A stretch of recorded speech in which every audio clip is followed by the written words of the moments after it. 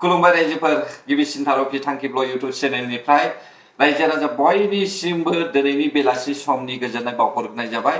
स' रायजोफोर दिनैनि समावहाय जोङो गिबिसिनावनो BKWAC नि सासे मावथिनि सायाव जोङो भिडिअखौ ससे खोनासंलायगोन आरो बिनि सायाव जों सावरायगोन। नैथियाव जोङो नैबे थांनाय 3 तारिखआवहाय मोनाबिलिनि समाव जानानै थांनाय अरुणाचलनि टाइगार एटेक यानिकि टाइगार गाग्लोबनायनि सायावहाय जोङो फंनैसो बाथ्रा सावरायलायगोन।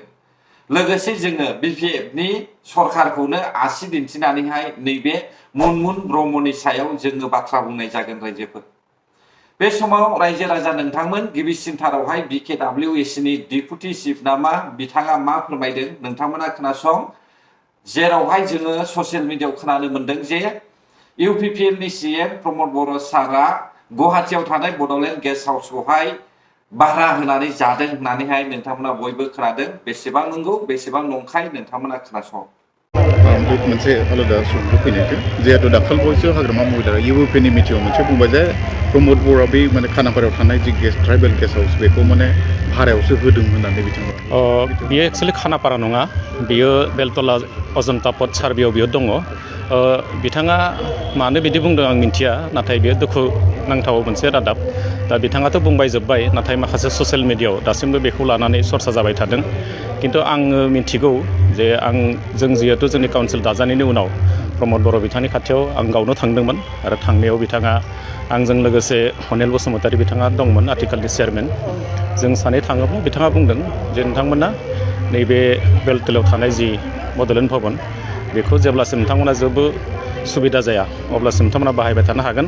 आरो बिथाङा बै समावनो मोनसे खोथा बुंदोंमोन, खालि बेयाव मोनसेल' खोथा नोजोर हो, आसामनि केबिनेट मन्त्रि थाङोब्ला जाहाथे जिरायनो थाखाय मोनसे रुम थायो आरो BTCनि बा BTRनि जायखि मावफुं सोद्रोमा गाहाय मावफुं सोद्रोमा थाङोब्ला जाहाथे थानायनि थाखाय मोनसे रुमल' बेयाव दोन, ओमफ्राय नोंथांमोना जेब्लासिम नांगौ बाहायबाय था दे होनलाय। आरो बेवहाय रां रुफा लानायनि जेबो खोथा गैया। किन्तु मोनसे समाव जों खोनादोंमोन जे BTRनि बै समाव जि बिथांमोननि एसेम्ब्लि जादोंमोन, बे एसेम्ब्लियाव BPF हान्जानिफ्राय बेखौ मुनमुन ब्रह्म बिथांमोना मोनसे अजद दैखांदोंमोन जे प्रमद बर' बिथाङा दिनै BTCनि जि प्रपार्टि बे प्रपार्टिखौ दिनै बड'लेण्ड भवनखौ भारा लानानै बिथांमोना सालायबाय थादों बिदि होननानै। किन्तु जोंनिफ्राय दिनै हरनायनिबो खुनु फोरमान गैया, लानायनिबो जेबो फोरमान गैया आरो बे नंखाय बाथ्रा। दा बिनि थाखायनो नोंथांमोना गोरोन्थि सानालासिनो जायफ्रानोखि बे मेडियाखौ नायबाय थादों नोंथांमोना बेखौ मिथिना लानाया मोजां जे प्रमद बर'नि दिनाव जोंनियाव बेबादि खुनु लेनदेन जायाखै आरो भारा होनायनि जेबो खोथा नङा। जिहेतु बै समाव बर' कसारि वेलफेयार समाज काउन्सिला गोदानै दाजादोंमोन आरो गोदानै दाजानायाव जोंहाबो खुनु मावख' गैयियाव जोङो बै समाव बिथांनि खाथियाव जों दाबिबो दैखाङाखै, नाथाय बिथाङा गावनो अननानै बेखौ होदोंमोन। बिथाङा बै समाव BTRनि गाहाय खुंगिरि हिसाबै बेखौ होदोंमोन आरो आथिखालाव जोङो बे एखे भवनखौनो हाग्रामा महिलारि बिथांनियाव जोङो बेखौ बिनायाव बाथ्राखौ ओंखारदों। बिथाङा बुंबाय जे नोंथांमोना बेखौ बाहायबाय थानो हागोन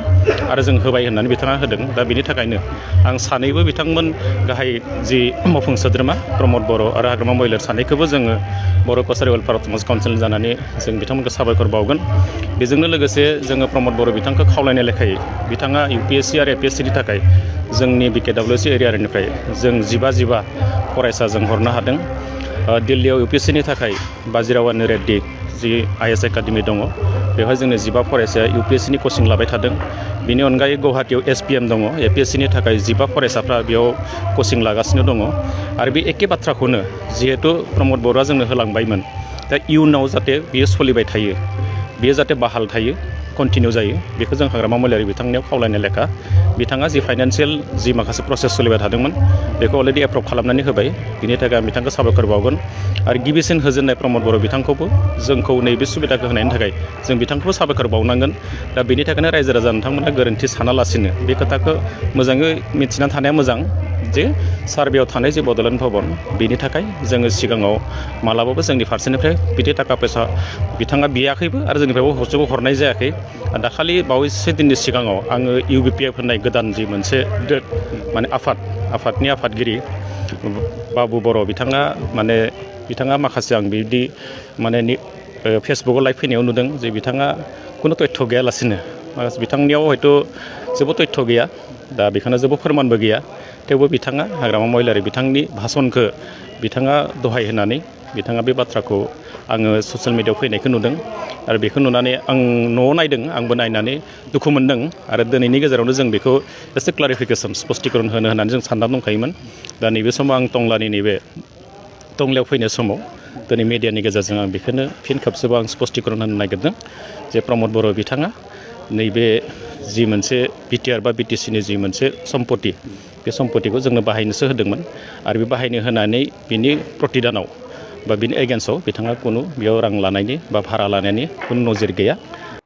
सैथोआ अरायबो बेरखाङो रायजोफोर नंखाया नंखायखा नंगौआ नंगौखा गाइखेरावहाय हांगार होनानैहाय नोङो गोसोम खालामनो नागिरोब्लाबो बे गाइखेरा फुस्ला थाखायोखा बेखौ माब्लाबाबो सोलायनो हाया दिनै जोङो गुवाहाटीयावहाय बड'लेण्ड गेस्ट हाउस थानायखौहाय बै समाव जोङो खोनादोंमोन जे इउपिपिएल पार्टीनि सीएम प्रमद बर' सारा BKWACनो होनाय समावहाय BPFनि सासे MCLA मुनमुन ब्रह्म ना हाग्रामा महिलारिनिनो असे बिबोनां बिथाङा मा बुंनायमोन इउपिपिएल पार्टीया BTCखौ फाननानै जाजोब्बाय हा गुवाहाटीनि गेस्ट हाउसखौहाय भारा होनानै जाजोब्बाय आरो गुवाहाटीनि गेस्ट हाउसखौ फानजोबसिगोन आरो गासैखौबो बर' जातिखौहाय फाननानै जाजोब्बाय होननानैहाय बै समावहाय ओरैबायदि दावराव ससियेल मिडियायावहाय खोन्थाना होदों रायजो राजा नोंथांमोन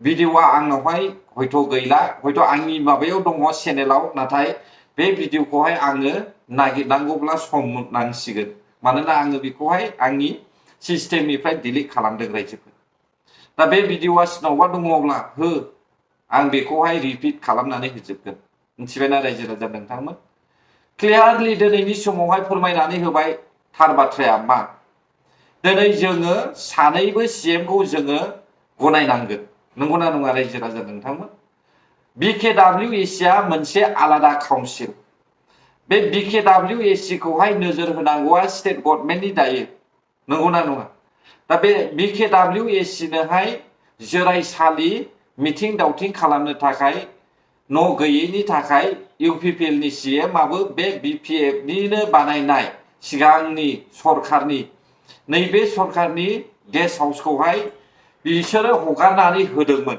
नाथाय बेखौनो मा होनो फाननानै जाजोब्बाय भारा होनानै जादों मादों होननानै बुंबाय नाथाय दिनै जों खोथाखौ खोनानो मोनबाय दे बेयो गासैबो नंखाय माने एसेबां नंखाय बुङो नंखाय बुंनानै पलिटिक्स गेलेयाब्लानो BPF पार्टीनि मानसिफ्रा जेबो ओंखामानो गैया नामा रायजोफोर एसेबो राहायानो गैया नामा 17 बोसोर BPFखौ सापर्ट खालामग्रा मानसिफ्रा लिडार्सफ्रा गावबागाव उदै देरजोब्बाय गिदिर गिदिर मानसि जाजोब्बाय दिनैसिमबो बै सासे सानै रायजो राजाफ्रा बिसोरबायदिखौ मदद खालामबाय थायो बेयावहाय मा मोनदेरनाय दङ रायजो राजाफोरनि थाखाय हा जायफ्रा लिडार्स जायफ्रा MLA MCLA MP जानानै फैदों BPFनि समाव बिसोरो गासिबो देरजोबदों नाथाय नों आं हाग्राबारियावहाय रायजो जानाय मानसिफोरखौहाय बिसोरो नायसनदों नामा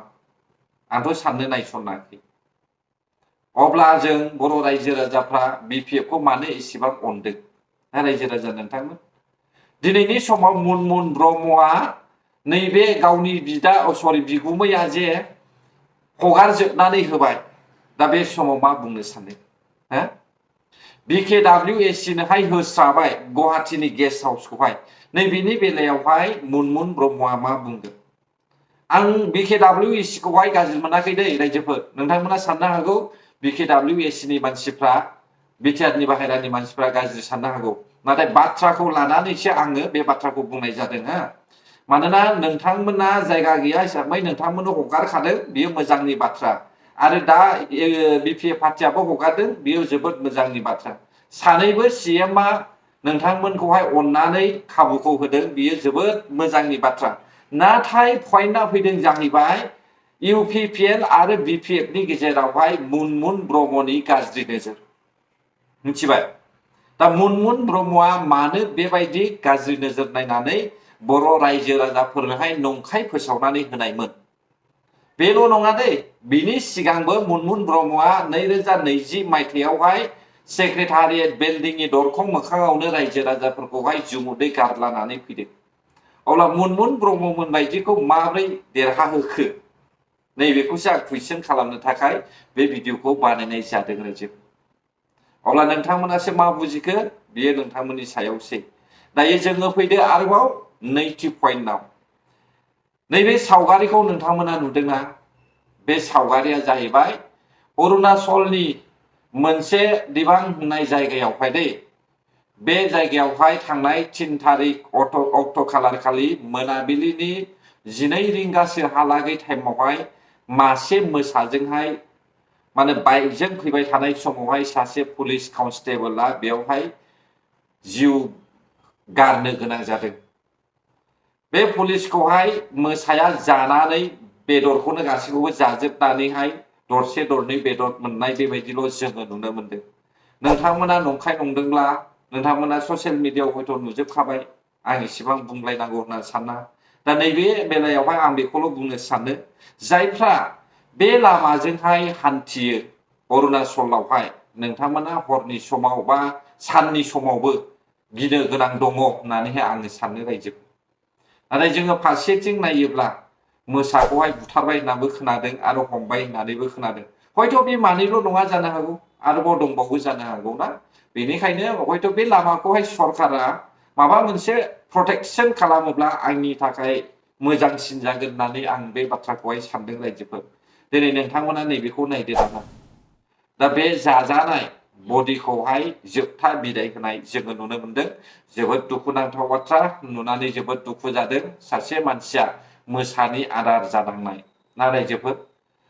माब्लाबाबो बेबायदि जाथायखौ जों नुवाखैमोन, नाथाय बेनो गिबि खेब होननानैहाय जोंनि नर्थ इस्टआवहाय जोङो साननानै लानो हायो, नंगौना नङा? अब्ला रायजोफोर भिडिअआबो बेसेखिनियानोमोन। जायफ्रा भिडिअखौ जोबजासे नायबाय गोजोननाय थाबाय। गोजोन्थों। बर' हारि जै जाथों, जै बर' हारि।